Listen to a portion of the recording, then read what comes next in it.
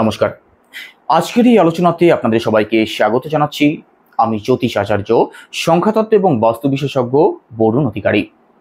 আমাদের আজকের এই আলোচনাটি মূলত বাস্তু বিষয়ক হবে। আজকের এই আলোচনার মধ্যে দিয়ে আমরা জানবো আমাদের বাড়ির মেন দরজা, আর শুধু মেন দরজাই নয়, আমাদের বাড়ির যে কোনো দরজা কোন দিকের কোন জোনে হওয়া সব থেকে পজিটিভ, কোন জোনে দরজা হলে আমাদের জীবনে সুযোগ সুবিধা আসবে, আমাদের জীবনে কখনো অর্থের অভাব হবে না। তো সেগুলো তো অবশ্যই আলোচনা করব। সংখ্যাতত্ত্ব বিষয়ে কিছু ভিডিও ছাড়া হয়েছে, যারা দেখেননি অবশ্যই গিয়ে দেখে নেবেন। আর আপনি যদি একজন নতুন দর্শক হয়ে থাকেন তো এটাই সব থেকে ভালো সময় চ্যানেলটিকে সাবস্ক্রাইব করে নেওয়ার জন্য। তো চলুন এবার দেখে নেওয়া যাক কোন জোনের কোন দিকে আমাদের দরজা হওয়া সব থেকে পজিটিভ। তো দরজা নিয়ে তো অবশ্যই আলোচনা করব। তার আগে বলে রাখা ভালো, আপনি যে বাড়িতে বসবাস করছেন, আপনি যে বাস্তুতে বসবাস করছেন, সেই বাস্তু যদি ব্যালেন্সিং না হয়, সেই বাস্তুতে যদি কোনো প্রকার কোনো সমস্যা থাকে, সেক্ষেত্রে কিন্তু আপনাদের জীবনে প্রবলেম আসবেই আসবে। আপনার বাস্তুকে যদি 360 ডিগ্রি ধরা হয়, আবার এই 360 ডিগ্রিকে যদি 16টা ভাগে ভাগ করা হয়, তো যে জোনে সমস্যা থাকবে সেই জোন বিষয়ক সমস্যাগুলো আমাদের জীবনে প্রকট হতে দেখা যাবে, যার মধ্যে দরজাও কিন্তু একটি গুরুত্বপূর্ণ রোল প্লে করে। দরজাতে যদি কোনো প্রকার কোনো সমস্যা থাকে, সঠিক দিকে যদি দরজা না থাকে, তাহলে আমাদের জীবনে অর্থের প্রবলেম যেমন দেখা দেয়, তেমনি নতুন সুযোগ সুবিধাও কিন্তু আমাদের জীবনে আসতে চায় না। প্রাচীন কিছু নিয়ম আছে, এদিকে দরজা করা যায় না, ওদিকে দরজা করা যায় না। মডার্ন যে বাস্তু নিয়ম, সেখানে কিন্তু এটাকে ফলো করা হয় না। আপনি উত্তর, দক্ষিণ, পূর্ব, পশ্চিম যে কোনো দিকেই দরজা করতে পারেন, তবে স্পেসিফিক কিছু জোন আছে, সেই জোনের মধ্যেই আপনাকে দরজা করতে হবে। সেটা কেমন? দেখুন, আপনি যদি উত্তর দিকে দরজা করেন, সেক্ষেত্রে উত্তর দিকের N3 N4 জোনের মধ্যে। যদি পশ্চিম দিকে দরজা করেন, সেক্ষেত্রে W3 W4 জোনের মধ্যে। যদি দক্ষিণ দিকে দরজা করেন, সেক্ষেত্রে S3 S4 জোনের মধ্যে। আর যদি পূর্ব দিকে দরজা করেন, সেক্ষেত্রে E3 E4 জোনের মধ্যে আপনাকে দরজা করতে হবে। বাদবাকি দিকগুলো কিন্তু দরজা করার জন্য মোটেই শুভ নয়। এই জোনগুলোতে যদি আপনার বাড়ির দরজা থাকে, যে কোনো দরজা, মেন দরজা হোক বা অন্য যে কোনো দরজা হোক, তাহলে আপনাদের জীবনে টাকা পয়সার অভাব কখনো হবে না, আর জীবনে প্রচুর সুযোগ সুবিধা আসবে। বাদবাকি দিকগুলোতে প্রবলেম আছে, আর সে দিকগুলো নিয়ে পরে আলোচনা করছি। তো এখন কথা হচ্ছে কিভাবে বুঝবো আমাদের বাড়ির এই জোনগুলো কোন দিকে। আপনাদেরকে একটা জিনিস দেখাই। দেখুন, এটা হচ্ছে 360 ডিগ্রি চাঁদা বলা হয়, 360 ডিগ্রি স্কেল বলা হয়, বাস্তুর ভাষায় একে শক্তি চক্র বলা হয়। দেখুন, এখানে সমস্ত ভাগে ভাগ করা আছে। তো এই চাঁদাকে যদি দেখুন, এখানে দরজার জন্য কোন জোন কোন দিকে সেটাও ভাগ করে দেওয়া আছে। তো এখানে যদি আপনার বাড়ির যে মিডল পয়েন্ট, আপনার বাড়ির যে মধ্যম স্থান, যাকে ব্রহ্মস্থান বলা হয়, সেখানে যদি এই চাঁদাকে ফেলা হয়, আপনি যদি আপনার বাড়ির নকশা এঁকে তার মাঝখান বরাবর এই চাঁদাটা রেখে দেন, সেক্ষেত্রে আপনি বুঝে যাবেন যে আপনার বাড়ির মেন দরজা অথবা যে কোনো দরজা কোন দিকে আছে। চলুন একটু হাতে কলমে দেখে নেওয়া যাক এটা আমরা কিভাবে বুঝবো। যাদের কাছে স্কেল নেই তারা কিভাবে বুঝবেন যে আপনার বাড়ির দরজা ঠিকঠাক দিকে আছে কিনা। তো এই হচ্ছে আপনার বাড়ির উত্তর, দক্ষিণ, পূর্ব এবং পশ্চিম। আপনার বাড়ির মেন যে পয়েন্ট, আপনার বাড়ির মিডল পয়েন্ট যদি এইটাকে ধরা হয়, তাহলে এখান থেকে সবে মাত্র বাঁ দিকে এই জোনটা কিন্তু N3 অথবা N4 জোনের মধ্যে পড়ে যায়। আর একই সাথে আপনার বাড়ির দরজা যদি পশ্চিম দিকে থাকে, তো এই যে পয়েন্টটা, এই যে জোনটা, এই জোনটাই হচ্ছে W3 W4 জোনের মধ্যে পড়ে যায়। আর একই সাথে আপনার বাড়ির দরজা যদি দক্ষিণ দিকে হয়ে থাকে, তাহলে এই যে জোনটা, এই জোনটাই কিন্তু S3 S4 জোনের মধ্যে পড়ে যায়। আর একই সাথে যদি পূর্ব দিকে হয়ে থাকে আপনার বাড়ির দরজা, সেক্ষেত্রে এইটা, অর্থাৎ এই যে জোনটা, এই জোনটা E3 E4 জোনের মধ্যে পড়ে যায়। তো আপনার বাড়ির এই যে জোনগুলো, এই জোনের মধ্যে যদি দরজা থাকে, তাহলে আপনার বাড়ির দরজা পজিটিভ জোনের মধ্যে আছে।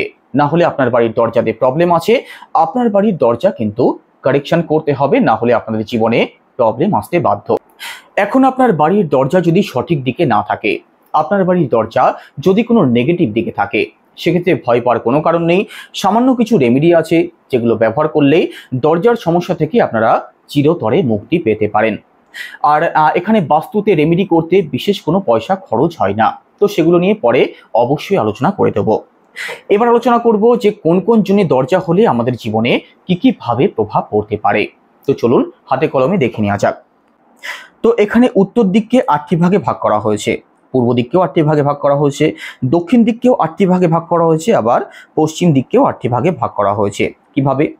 N1, N2, N3, N4, N5, N6, N7, N8 এইভাবে। আবার সেমভাবে পূর্ব দিককেও ভাগ করা হয়েছে, আবার দক্ষিণ দিককেও ভাগ করা হয়েছে, পশ্চিম দিককেও ভাগ করা হয়েছে। এখন আপনার বাড়ির দরজা যদি N1 জোনের মধ্যে পড়ে যায়, সেক্ষেত্রে কারো দ্বারা ক্ষতি হওয়ার সম্ভাবনা কিন্তু বেড়ে যায়। N2 জোনের মধ্যে যদি আপনার বাড়ির দরজা পড়ে, তো সবসময় আপনাদের মনে হিংসা থাকবে, অন্যকে আপনি সবসময় হিংসা করতে থাকবেন। N3, N4 জোন সবসময় শুভ হয়ে থাকে।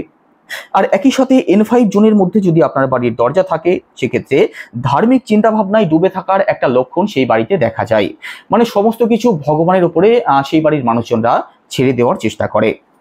আর একই সাথে N6 জোনের মধ্যে যদি দরজা পড়ে, তো সেই বাড়ির মানুষদের কোনো কিছুতেই সিরিয়াসনেস লক্ষ্য করা যায় না। N7 জোনের মধ্যে যদি কারো দরজা পড়ে, সেক্ষেত্রে সেই বাড়ির মেয়েরা কথা শুনতে চায় না। আর একই সাথে N8 জোনের মধ্যে যদি কারোর দরজা পড়ে, সেক্ষেত্রে সেটাও খুব ভালো নয়, সেভিংসে প্রবলেম আছে, লোন নেওয়ার মতো সমস্যাগুলো কিন্তু দেখা যায়। এবার যদি পূর্ব দিকের কথা বলা হয়, তো পূর্ব দিকে E1 এর দরজা থাকলে অগ্নি সংযোগ, E2 এর মধ্যে যদি দরজা থাকে, সেক্ষেত্রে অকারণ খরচ, মেয়ে সন্তান বেশি জন্মায়। আর একই সাথে E3, E4 জোন সবসময় শুভ হয়ে থাকে। এই জোনের মধ্যে যদি দরজা থাকে, সেক্ষেত্রে যে কোনো দিক থেকে সাকসেস, যে কোনো দিক থেকে স্যাটিসফ্যাকশন, অর্থের গেইন, অথবা যে কোনো দিক থেকে গেইন হওয়ার সম্ভাবনা থাকে। আর একই সাথে E4 জোনের মধ্যে যদি দরজা থাকে, সেক্ষেত্রে খারাপ ব্যবহার, উগ্রতা কিন্তু সেই পরিবারের মানুষের মধ্যে লক্ষ্য করা যায়। আর একই সাথে E6ও ভালো হয় না। E6-এ সব ব্যাপারে একটু সেন্সিটিভ নেচার সেই পরিবারের মানুষদের মধ্যে লক্ষ্য করা যায়। আর একই সাথে E7 এর মধ্যে যদি কারো দরজা পড়ে, সেক্ষেত্রে কথার দাম কিন্তু থাকে না সেই পরিবারের মানুষজনদের, অথবা সেই বাস্তুতে বসবাসকারী মানুষজনদের কথার দাম কিন্তু লক্ষ্য করা যায় না। E8-এ যদি কারোর এখানে দরজা থাকে, সেক্ষেত্রে সেই পরিবারে হঠাৎ লস অথবা অ্যাক্সিডেন্ট হওয়ার সম্ভাবনা লক্ষ্য করা যায়। এবার আলোচনা করব এস জোন, অর্থাৎ সাউথ জোনের মধ্যে যদি কারো দরজা পড়ে, সেক্ষেত্রে দেখুন সাউথ জোন খুব বেশি শুভ তো হয় না, তবে S3, S4 জোন কিন্তু শুভ হয়ে থাকে। এখানে S1 জোনের মধ্যে যদি কারো দরজা পড়ে, সেক্ষেত্রে ছেলে মেয়ে, খারাপ সঙ্গ, খারাপ নেশা, এই সমস্ত প্রবলেমগুলো কিন্তু দেখা যায়। আর একই সাথে S2 এর মধ্যে চাকরি জীবনের সাথে যারা যুক্ত আছেন, তাদের জন্য তো মোটামুটি ভালো হয়, কিন্তু বাকিদের জন্য কিন্তু খুব ভালো হয় না। আর বিশেষ করে S5 থেকে S8 জোন, এই জোন যে কোনো দিক থেকে খারাপ হয়। এই জোনের মধ্যে যদি কারো দরজা থাকে, সেক্ষেত্রে কিন্তু রেমেডি ব্যবহার করেও বিশেষ কিছু লাভ পাওয়া যায় না। আর একই সাথে পশ্চিম জোনের কথা যদি বলা হয়, সেক্ষেত্রে W3, W4 বাদে অন্য কোনো জোনগুলো কিন্তু পজিটিভ হয় না। তো বাড়ির দরজা সবসময় এই জোনের মধ্যেই করার চেষ্টা করুন, না হলে কিন্তু প্রবলেম আসবেই আসবে। আর যেটা আপনারা হাতে নাতেই বুঝতে পারবেন, যার দরজা এই জোনগুলোর মধ্যে পড়ছে, তাদের জীবনে দেখবেন অর্থের কখনো অভাব দেখা দেবে না, আর যে কোনো দিক থেকে সুযোগ আসবে, আর সুযোগ কাজেও লাগাতে পারবেন। তো কেমন লাগলো আজকের আলোচনা কেমন লাগলো অবশ্যই কমেন্টে জানাবেন। আর আমার সাথে যদি পার্সোনালি যোগাযোগ করতে চান, সেক্ষেত্রে ভিডিও ডেসক্রিপশনে নাম্বার দেওয়া থাকবে, আপনারা ফোন করে কিংবা হোয়াটসঅ্যাপের মাধ্যমে যোগাযোগ করতে পারেন।